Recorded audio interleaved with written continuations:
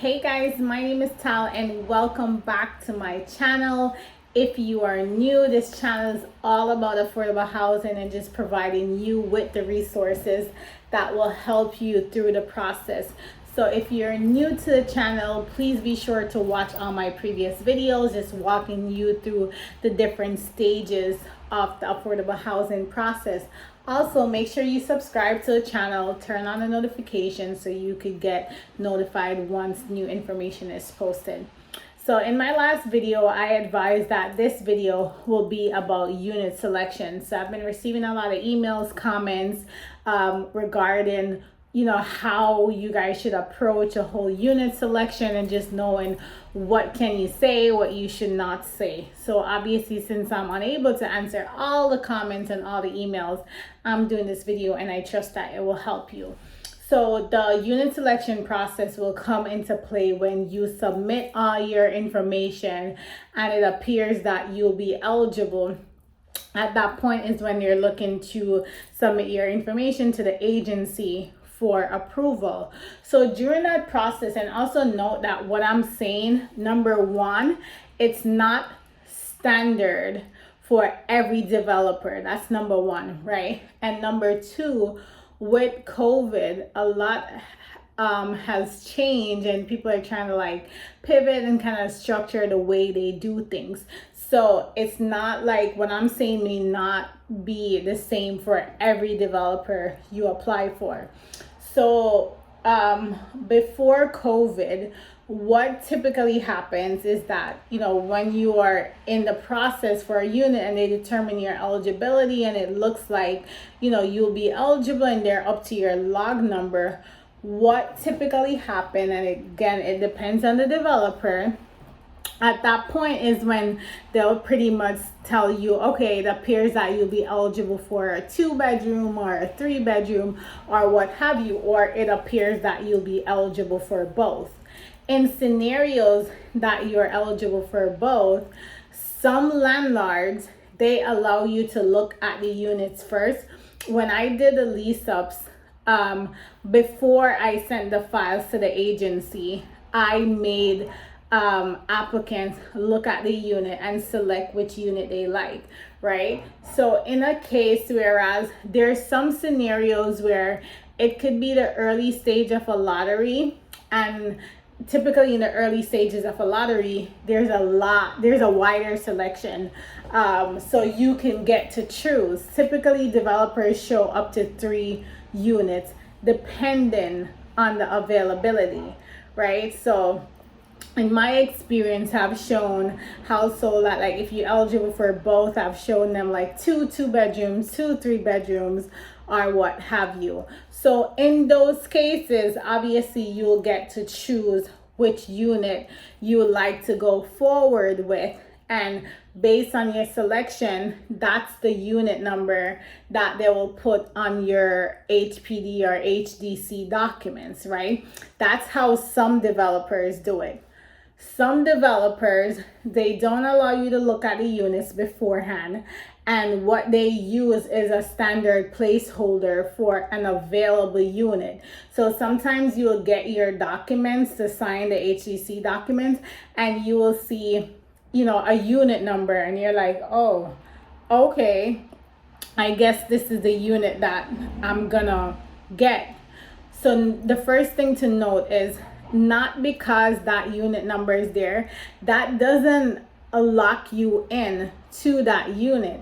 You can still say to them, let them submit it, because they cannot submit the information to the agency without a unit number, because the agency, they're keeping their own logs and assigning applicants accordingly, because each person they approve, they have to document the approval and which unit they were approved for. So there has to be a unit indicated there. However, that information can be changed.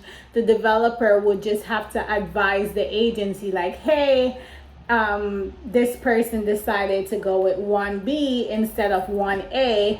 That was noted on their HDC or HPD documents, and then the agency will update their records accordingly to make sure it matches where the unit the applicant actually selected. So I'm saying that to say this: if you see a unit number there and you were never advised of a unit, you didn't see any units, you can still explore that. You could say something along the lines, and you always want to be respectful and be polite. You don't want to be dominant or come across strong. So you could say something to the effect, after they say, oh, you're approved or what have you. In some cases, after you're approved, they will say, hey, you're approved.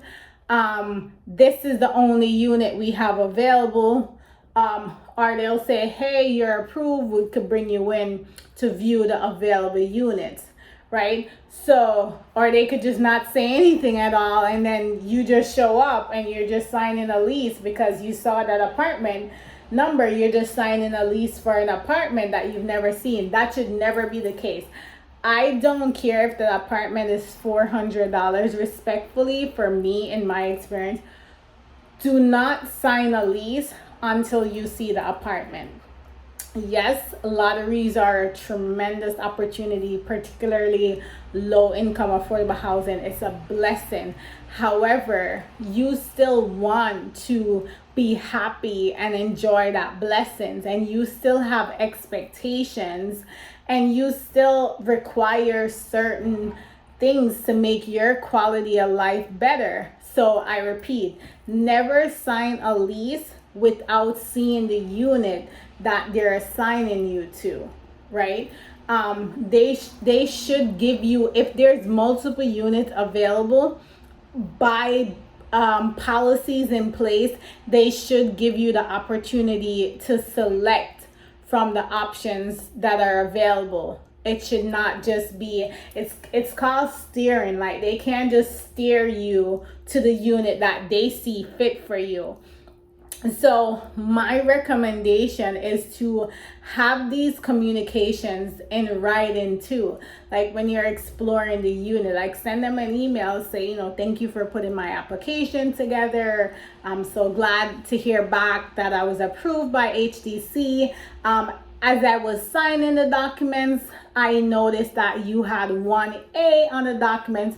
Since I have not seen any units, I just want to confirm that this was a placeholder, and I'll be given the option to view the available units. You want to put those words in writing because, worst case scenario, you could be working with a leasing agent that took it up on their self to steer people in a certain direction. And these things are outlined in like fair housing guidelines, right? Like, some people, and I'm not saying this always happens, but it does. Like, they'll say, oh, this person is this race, so I want to put them at this side of the building. Or, you know what? This person have kids. I'm not going to put them on the 20th floor. I'm just going to give them the one on the first floor. These things happen. And a lot of times these conversations, like, applicants don't say anything because they're so grateful for the opportunity. They don't want to say anything to make them look ungrateful. That's not the case. Like, you have to remember that above everything, your enjoyment of the home that you're going to be living with, that's important, and no one should steer you or decide on what may be best for your family. So I want you to put this in writing so you can have that for your record, because 2 years down the line, you could be in the building and you hear something about this leasing agent that was steering people or discriminating against people, and guess what? With you having that in writing, that could help your scenario. And not to say you should only do it for that, but it's just good to have this in writing. Let them tell you in an email that this is the last unit that they have, because sometimes they lie about these things. I've seen it firsthand. But again, this doesn't always happen. I'm just giving you insight.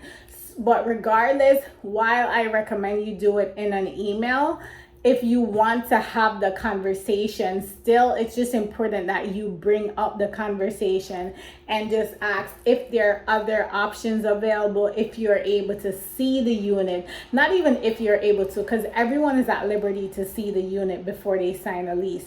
Just say, may we schedule an appointment for me to see the unit before I sign the lease. A lot of times they schedule appointments and they show you the unit the same day, and then they want you to go downstairs or go upstairs and sign the lease right away.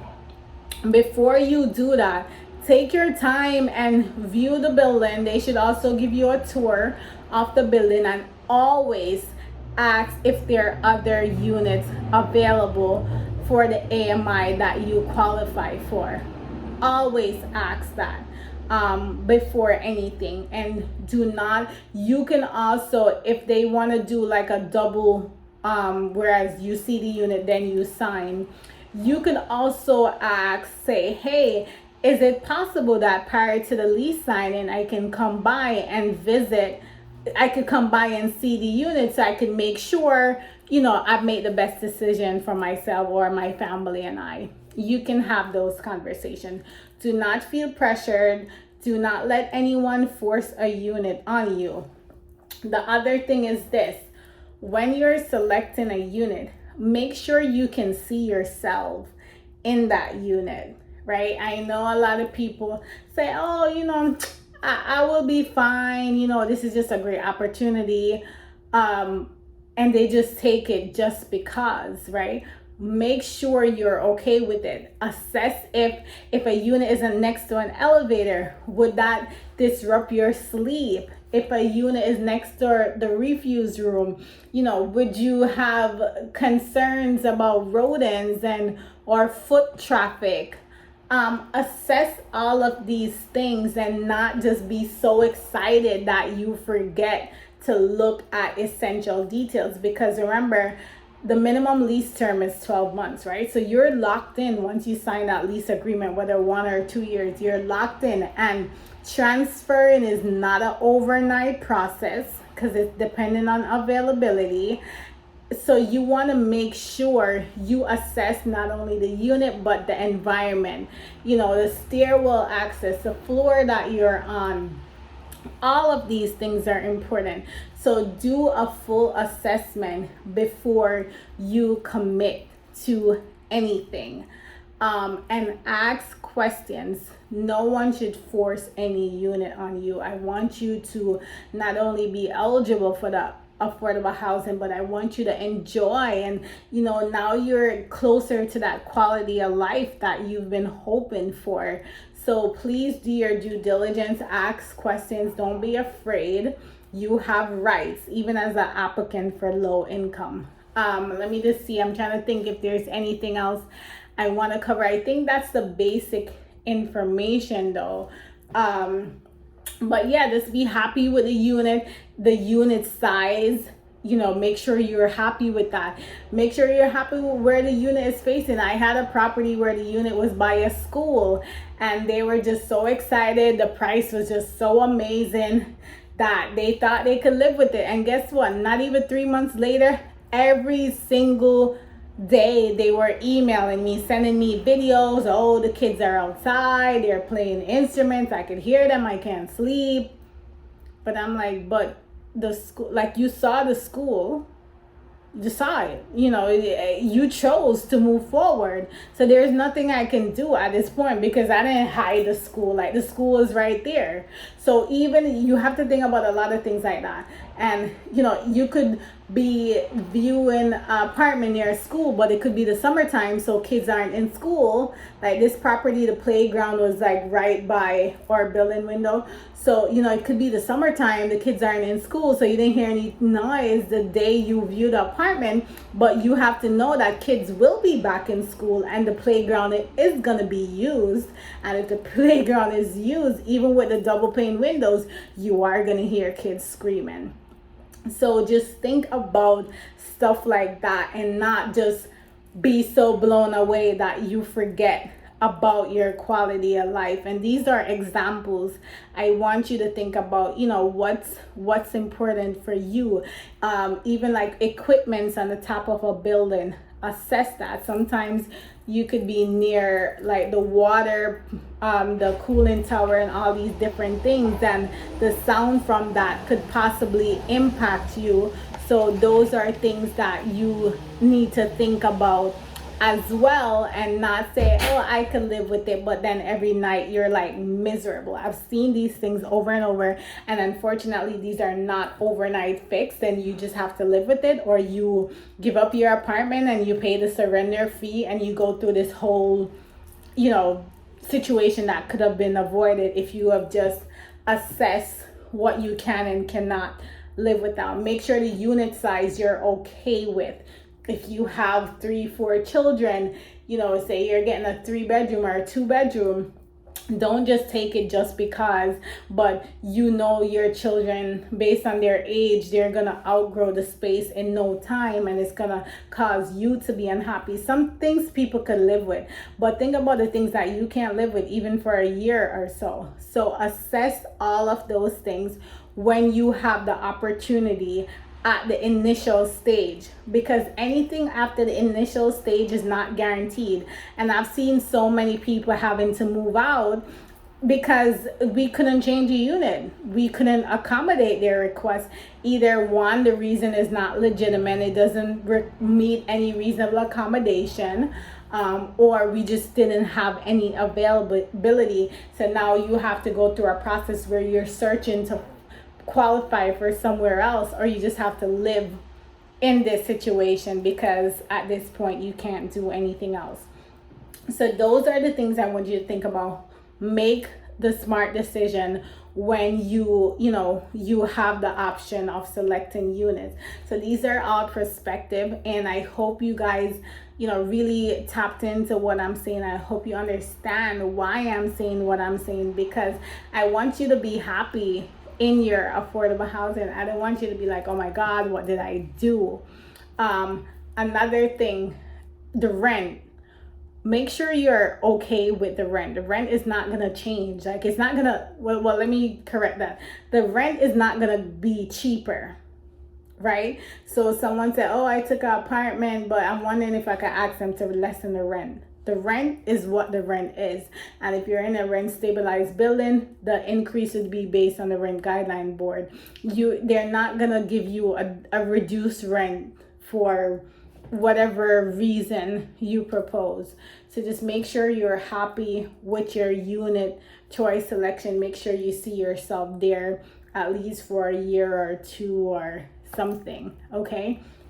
Thank you. I feel like I spoke longer than I needed to, but this is so important to me because I want people to qualify for the affordable housing and be happy when they're there and not be stressed or just like, not what they expected or all of these things. So I trust that this will give you perspective. I trust that this will prepare you for when you're contacted, because you are going to be contacted. So I want you to have all this information. So, when it's time for your unit selection, the things to think about, what to look for, and all of these information, your pet peeves, what you couldn't live without. So thank you guys as always for watching. Thank you for sharing, because I know you guys are going to share with your friends.